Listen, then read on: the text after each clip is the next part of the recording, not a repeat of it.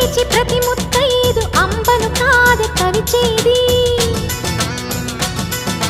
తన మదిలోని కలకలనన్ని అమ్మలకేగ తెలిపేది